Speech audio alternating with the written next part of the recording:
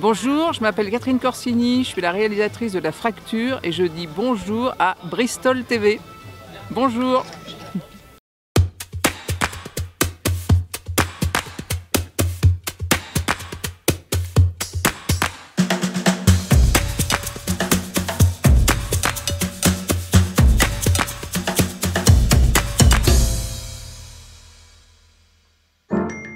Comment tu fais pour aussi bien dormir? Arrête! T'as eu mon texto? Celui de 5h42, 5h46 ou 5h48? J'ai besoin de parler, moi. Parlez. Monstre, pute, salope. Je crois que t'as le syndrome de la tourette. Tu veux pas qu'on se réconcilie? Non. Tu crois vraiment qu'il n'y a plus rien à sauver entre nous? Qu'est-ce que tu fous là, toi? T'étais pas déjà là hier? Si, hier, avant-hier, j'ai enchaîné 6 nuits de suite. Tu vas jamais tenir à ce rythme. J'ai peur qu'il me garde. Non, mais c'est pas On possible. va trouver des solutions. Puis tu peux prendre une infirmière à domicile, quelqu'un pour te faire le ménage. Ah, d'accord, c'est comme si j'étais ma grand-mère, là. On peut avoir un peu de son, s'il vous plaît. Non, c'est pas possible, monsieur. Il y a Macron qui va parler, j'ai envie de l'entendre, c'est tout. Vous n'allez pas nous obliger à écouter Macron. Vous n'êtes pas non plus un martyr. Je suis pas un martyr, vous trouvez ça normal, vous, qu'on me tire dessus? Non. À votre âge, vous mon ne âge savez même quoi plus pourquoi vous battez, c'est pathétique. Mon âge de quoi? Vous me faites chier avec mon âge. Aïe! Moi, ce que je voulais, c'était que monsieur Macron, il vienne nous voir et nous dise, on va parler. Le problème, c'est que notre colère à nous, elle est pas légitime. C'est dans la merde aussi, non? Ouais, je suis dans la merde. J'ai mon coude qui a explosé, je vais plus pouvoir bosser et ma copine me quitte. Tu n'es pas toute seule, d'accord? Tu fais jamais attention aux autres, jamais. C'est plus possible. Est-ce que vous avez des lits disponibles parce qu'on commence à avoir beaucoup trop de monde? Il n'y a plus de kétamine, vous savez où je peux en trouver là? On en a plus. Franchement, je vous admire. Hein. C'est gentil, hein, mais vous savez, moi je pense que je vais bientôt quitter le service. J'avais un moment de donner de sa personne tout le temps, et de pas sentir qu'on nous respecte. Ni nous, ni notre travail.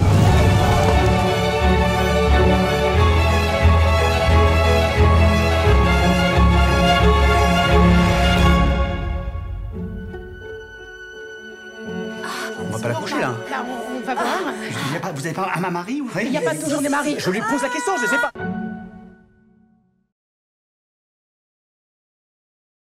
C'était merveilleux, je crois que c'est des moments dont on se souviendra toute notre vie. Je crois que c'était tellement fort qu'on était portés, on était soulevés. J'ai dit à Thierry Frémaux, le jour où tu m'as annoncé que le film était à Cannes, j'ai eu comme un effet lifting parce que le sourire ne m'a pas quitté. Et après la projection, j'ai eu un double lifting parce que là j'avais la banane jusqu'aux oreilles, quoi. Non, c'est vrai que c'était un moment hyper joyeux, surtout qu'on avait fait descendre vraiment une grosse partie de l'équipe, beaucoup de soignants, la plupart des gens découvraient le film pour la première fois. Et donc il y avait quelque chose à partager vraiment de ce film qui a été aussi tellement particulier à faire puisqu'il a été fait pendant le deuxième confinement, donc c'était quand même une période extrêmement compliquée de tourner tous enfin moi j'étais masquée, toute l'équipe était masquée devant des comédiens non masqués avec j'allais dire des tests toutes les 3-4 jours, donc c'est quand même pas le cinéma tel qu'on l'envisageait avant, quoi. Donc voilà, même présenter un film dans une salle, quand même de, je sais pas combien fait la salle de Cannes, 4000 personnes 2000, ah bon, j'exagère, 2500, voilà. Mais à 2500, c'est déjà extraordinaire. De voir donc 2500 personnes avec des masques sur la tête, c'est quand même curieux. Mais en même temps, ça veut dire que les gens avaient une telle envie de venir au cinéma et que ça, c'était vraiment formidable. Et j'espère que cette envie, elle va rester. Mais je trouve que c'est important parce que c'est partager des émotions, parce que c'est comme le disait Godard, le cinéma, c'est lever la tête et voir des personnages 20 fois plus grands que vous dans des grandes salles ou des bonnes salles. Mais sinon, voilà, on a beau dire être chez soi devant un écran, même le plus perfectionné soit-il, on reste dans un univers, on ne se déplace pas, qu'on ne va pas vers autre chose, on est beaucoup plus, j'allais dire, captif, quoi.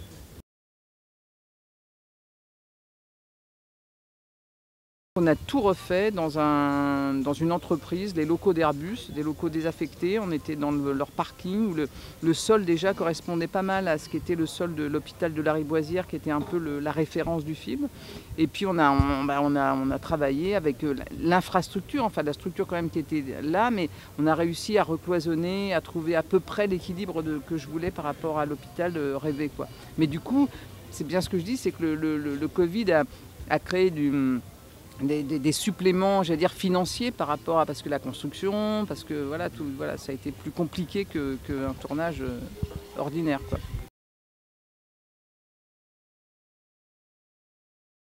Bah oui, parce que déjà, il aborde la fracture intime, la fracture d'un couple qui est en train de se séparer, la fracture encore plus qu'intime, puisque c'est la fracture du coude, donc c'est quelque chose, j'allais dire, de l'ordre du corps.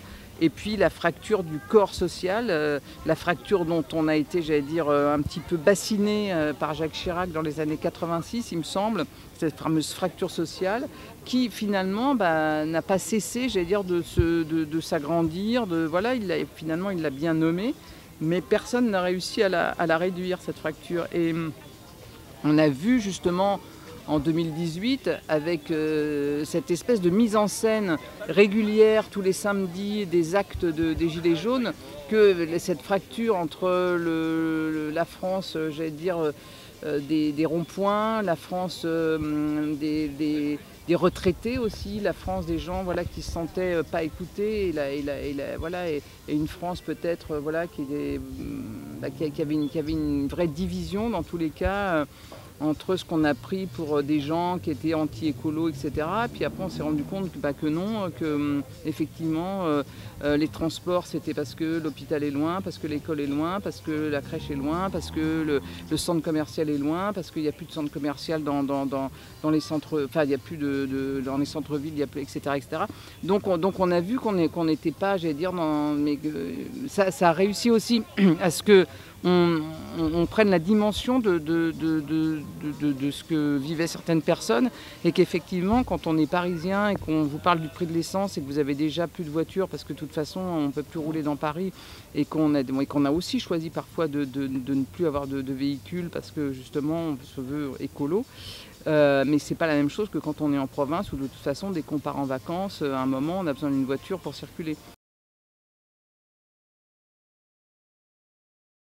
Alors moi je suis à la fois très pessimiste et à la fois je ne peux pas m'empêcher d'être optimiste. C'est-à-dire que je ne peux pas m'empêcher de vouloir me battre, de vouloir croire effectivement en une solidarité, de penser que au fond de nous, il y a des choses peut-être terribles chez certaines personnes, peut-être il y a beaucoup de noirceur, mais aussi qu'il y a effectivement, et je vois dans des associations, chez les jeunes, etc., il y a beaucoup d'élan de solidarité,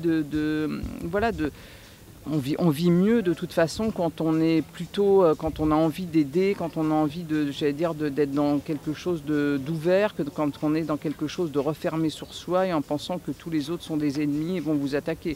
Donc moi je pense que le fait d'être humaniste crée beaucoup plus de bonheur et de plaisir que le contraire, quoi.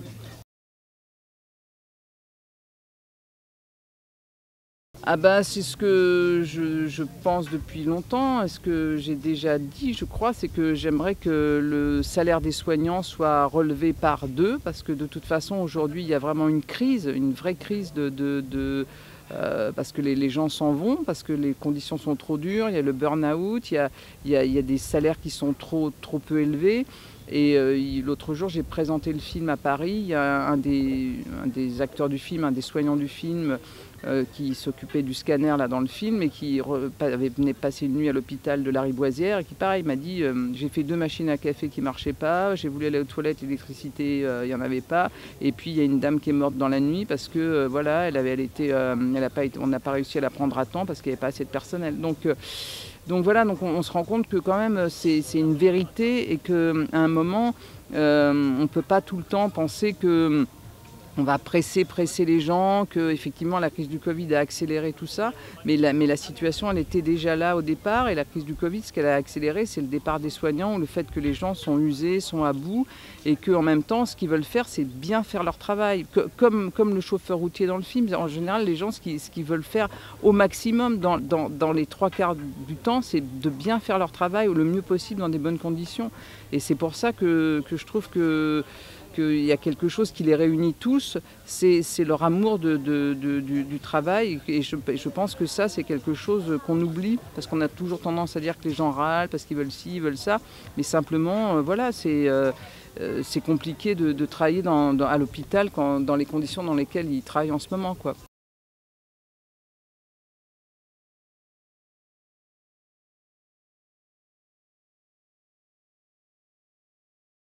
Alors c'est la première fois que je travaille avec des non-professionnels. Pour moi, c'était important que l'hôpital, pour qu'il y ait une vérité, pour qu'il y ait un réalisme, puisse, que ça soit vraiment des soignants qui puissent, j'allais dire, réceptionner, comme s'ils réceptionnaient les acteurs, qui puissent justement, comme on est dans un lieu clos, pouvoir partir dans les délires, les drôleries, etc. Mais que tout d'un coup, il y a comme voilà, quelqu'un qui pète les plombs, il y a un soignant, si c'est un vrai soignant, si c'est un acteur, ça...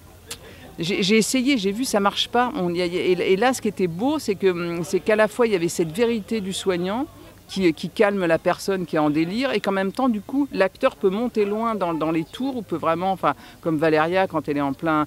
Parce que tout d'un coup, le soignant, il sait récupérer, il sait réceptionner. Et alors donc, on a fait un casting... qui a souvent, j'allais dire, comme j'avais quand même pas mal travaillé le scénario, j'avais été beaucoup de fois à la Riboisière, je m'étais beaucoup renseignée auprès quand même déjà de pas mal de soignants, j'avais lu beaucoup, etc. On a fait un casting, on a vu beaucoup de soignants, et à la suite de ça, on a affiné, on a vu qu'il y en a qui savaient bien jouer la comédie, et donc ça s'est fait assez simplement. Et de passer, j'allais dire, des vrais soignants aux acteurs, ça a été finalement assez délicieux et assez jouissif à faire.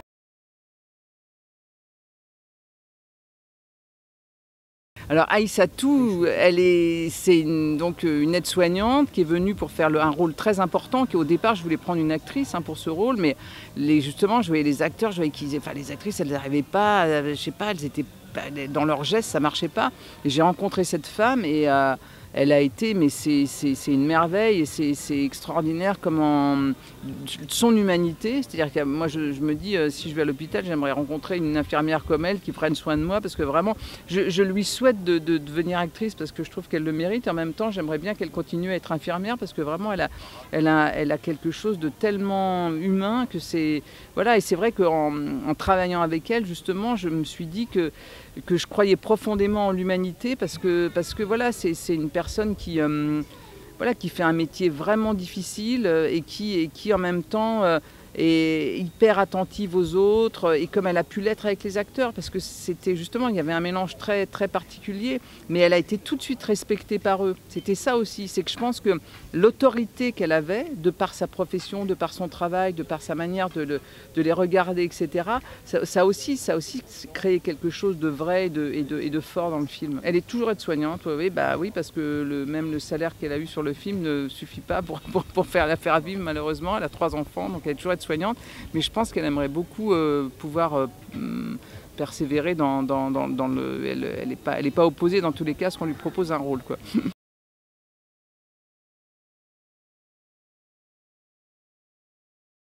Alors c'est la première fois justement, c'est pareil, j'ai voulu tout lâcher parce que je me suis dit, je suis dans un décor unique, il faut pas qu'on fasse petit théâtre, il faut pas que ça fasse les entrées, les sorties, alors que c'est comme ça que le film en même temps est conçu, il faut que ça soit tout le temps, il faut qu'on ait toujours l'impression qu'il y ait du mouvement, il faut toujours l'impression que le chaos, comment organiser ce chaos.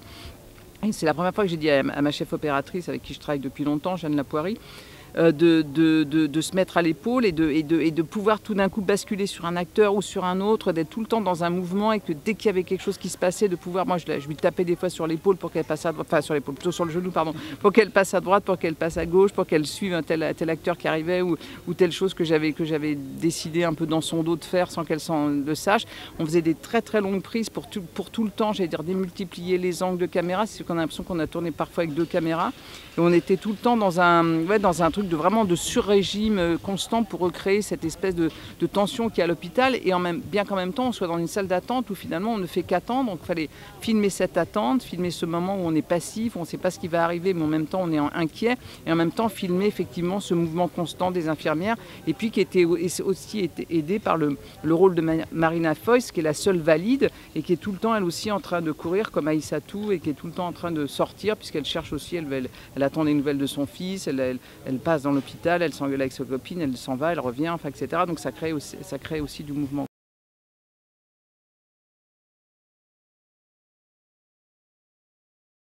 mais pour moi, c'était hyper important de partir de moi, puisque le personnage de Marina, de Valeria est un peu mon double. J'avais vraiment envie de partir de moi, comme j'ai pensé beaucoup aux comédies de Chaplin, aux films de Nanni Moretti.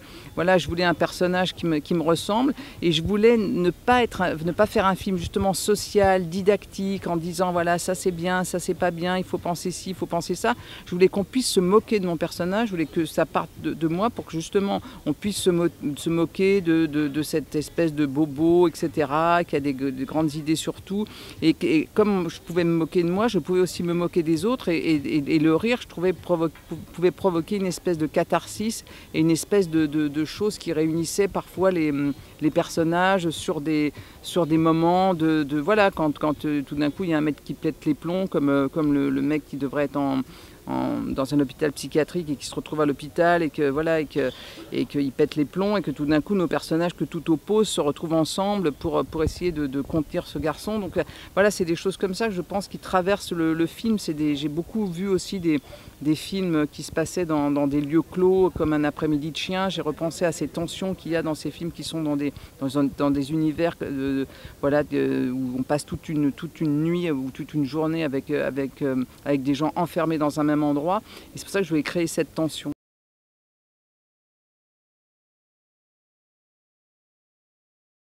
C'était ça, c'était essayer de trouver ce moyen par ces acteurs, mais qui sont quand même, j'ai aussi des acteurs qui sont dingues, c'est-à-dire que Valeria Bruni Tedeschi, allongée sur un lit, on a quand même l'impression qu'elle est tout le temps en mouvement, quoi, alors qu'elle est quand même allongée tout le temps sur un brancard.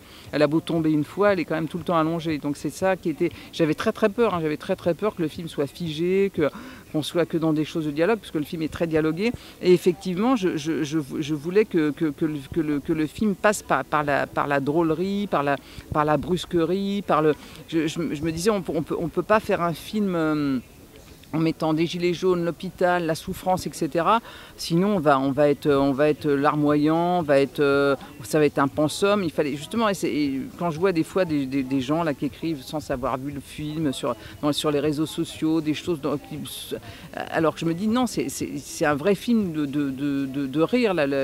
J'ai eu la chance l'autre jour, Olivier Nakache et Toledano là sont venus voir le film. Ils m'ont dit mais c'est à pisser de rire tout le temps. Les acteurs mais les gens hurlaient de rire dans la salle. Et voilà, d'ailleurs, c'est assez étonnant qu'un film qui est sélectionné à Cannes soit un film qui fasse rire une salle de cinéma, parce qu'en général, c'est plutôt des films très sérieux qui sont en sélection, quoi.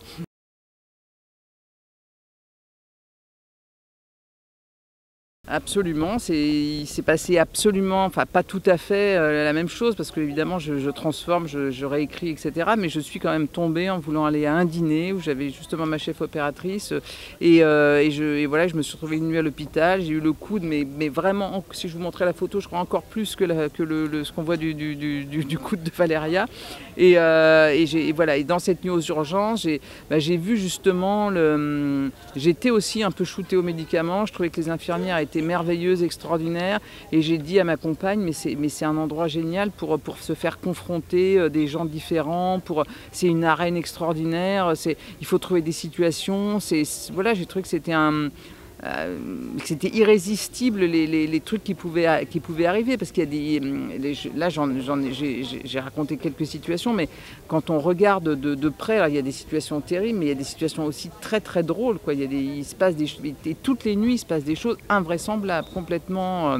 Alors de plus en plus souvent là aujourd'hui on a remarqué, parce que j'ai vu des documentaires aussi justement sur les hôpitaux, et on voit que de plus en plus la violence rentre dans l'hôpital, et que l'autorité justement des infirmiers ou du personnel soignant est beaucoup mis à l'épreuve. Avant, maintenant il y a des boutons poussoirs dès qu'il y a des alertes d'agression, etc.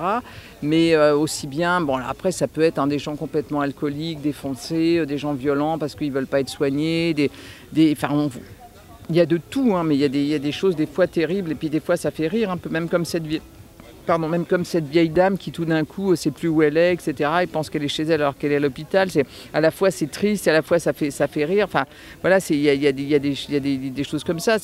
j'ai vu des documentaires aussi où des gens, ils ont des trucs, mais c'est hallucinant ce qu'ils peuvent boire et voilà, quand on leur fait les examens, ils sont complètement étonnés de se retrouver avec des maladies mais voilà, donc des fois c'est assez, enfin, on voit une grande naïveté parfois mais c'est cette souffrance qui en même temps est émouvante et qui en même temps voilà, on sent que j'allais dire le personnel soignant est d'une patience et d'une gentillesse. Alors il y en a parfois qui sont chiants, hein. D'ailleurs j'en montre un qui est assez désagréable, mais voilà, c'est comme, voilà, il y a aussi de tout. Il y a des gens qui sont fatigués, qui en ont marre, et qui aussi dans le personnel soignant, tout le monde n'est pas angélique, mais dans tous les cas c'est quand même la plupart du temps un métier vraiment, je trouve incroyable de soigner les gens comme ça avec autant de dévotion. C'est dément, quoi.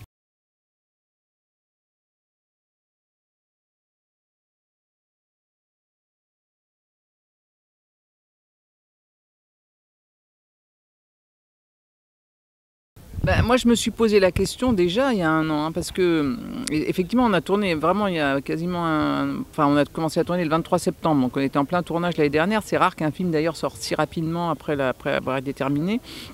Mais déjà, quand on avait commencé le tournage, je me suis posé la question, je me suis dit, mais j'ai fini le scénario avant le Covid, est-ce qu'il ne faut pas parler du Covid, comment intégrer le Covid, etc.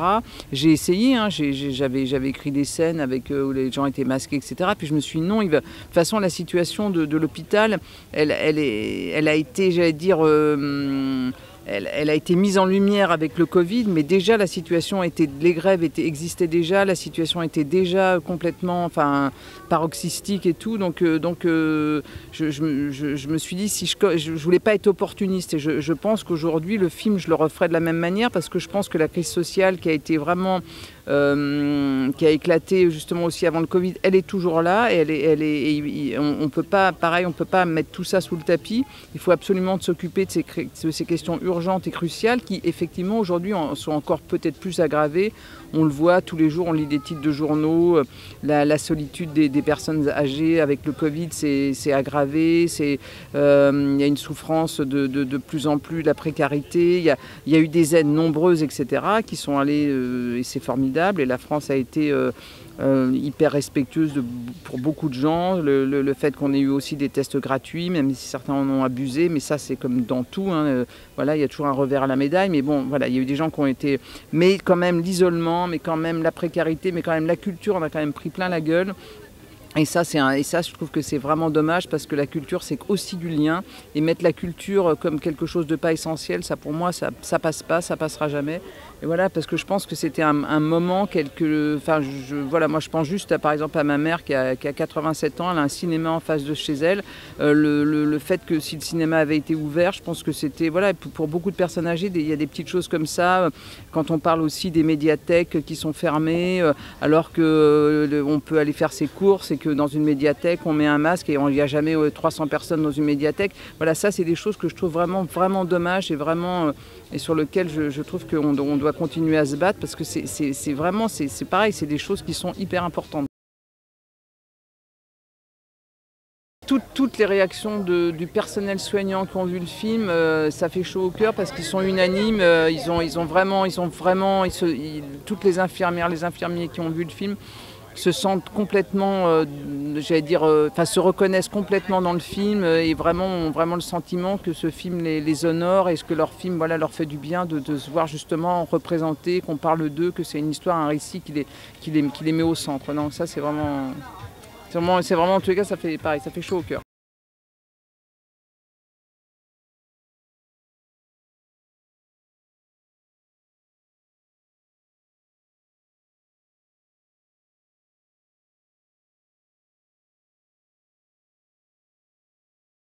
Non, mais j'ai trouvé que la récupération de cette sortie était vraiment ridicule, donc je n'avais pas du tout envie d'en parler. Mais il faut replacer le film dans son contexte. Il faut parler du personnage qui vraiment est un personnage de comédie. D'ailleurs, il a repris des choses du personnage, qui dit qu'il était passé par les égouts. Donc après, toutes les réactions ont été pareilles, émotives, etc. On a eu jusqu'à Castaner, qui répond sans avoir ni vu le film, ni de savoir de quoi on parle, mais je me suis dit, mais les gens sont tombés sur la tête. Mais là, c'est ça qui provoque, j'allais dire, la désinformation. Et comme si Pio Marmaille était je sais pas, avait le couteau entre les dents et voulait demander, mais c'est tellement n'importe quoi. Alors que bon, en plus, c'est une conférence de presse.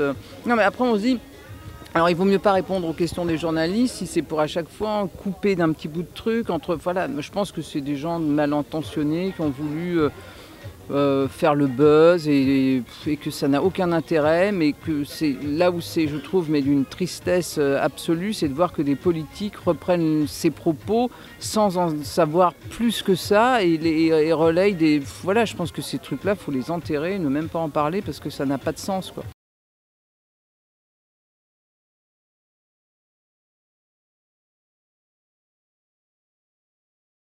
J'avais une idée évidemment merveilleuse je suis une enfant voilà, j'ai vécu avec les idées de 68 dans la tête puisque j'avais 11-12 ans et qu'en 68 voilà, et que j'étais à la campagne et pour moi ça a été un truc de libération à la fois sur les mœurs, à la fois sur une société qui était quand même très patriarcale, très crispée, très voilà, donc c'était voilà, j'avais l'impression que voilà que on allait devenir une société beaucoup plus ouverte, beaucoup plus, effectivement, beaucoup plus généreuse. Et je me suis rendu compte que non, les idées, j'allais dire extrêmes. Moi, quand j'ai commencé à voter, Jean-Marie Le Pen devait faire même pas 2%, et que les idées extrêmes, effectivement, ont pris le pouvoir. Et d'une manière, j'allais dire, désolante, parce que effectivement, c'est quand une société va mal qu'elle se replie sur elle, alors que quand elle va bien, elle est beaucoup plus ouverte. Je me souviens d'avoir fait un film dans les Ardennes où on me disait que quand les usines chantaient dans la Meuse, dans la vallée de la Meuse, il y avait, dans une usine, il y avait à peu près 30 nationalités qui étaient représentées et tous les gens s'entendaient merveilleusement bien. Et c'est un des endroits où le Front National a fait ses meilleurs scores dans les années 80, etc. Donc ça veut bien dire que quand ça sourit, les gens sont ouverts et que dès que ça va pas, on se replie sur soi. Et c'est un peu dommage parce que c'est pas comme ça qu'à mon avis, on va vivre mieux et qu'on va au contraire être de plus en plus, j'allais dire, parano, de plus en plus étriqué, de plus en plus peureux, et c'est pas comme ça qu'on vit heureux. Donc je pense que moi le bon remède, c'est ça qu'il faudrait dire, c'est plutôt d'ouvrir sa porte que de la fermer. Après je comprends qu'on est dans une société, parfois les incivilités, comme on dit, le respect, il y a beaucoup de choses qui peuvent un petit peu être mise à mal et qu'il faut un tout petit peu faire attention, mais je pense que tout ça va de pair, que pareil, quand ça va pas, d'un autre côté, on favorise aussi une certaine désobéissance et une certaine révolte et une certaine aussi, voilà, c'est un tout petit peu ça qu'il faut arrêter ça fait un moment que les politiques appuie sur cette fracture et au lieu de rassembler, divise par opportunisme, par cynisme, pour gagner des voix, par électoralisme. Et c'est vraiment... voilà, là pour le coup j'ai l'impression souvent de me faire manipuler à mauvais escient. Je pense que j'ai envie de parler à la jeunesse, donc c'est ce que j'essaye de faire. Je ne sais pas si je vais y réussir parce que est-ce que je suis encore capable de parler à la jeunesse et est-ce que je suis encore capable de faire des portraits de jeunes qui se retrouvent dans ce que je vais dire. C'est ce que j'essaye de faire, c'est pour ça que je m'entoure de jeunes gens pour travailler sur ce prochain scénario. Voilà.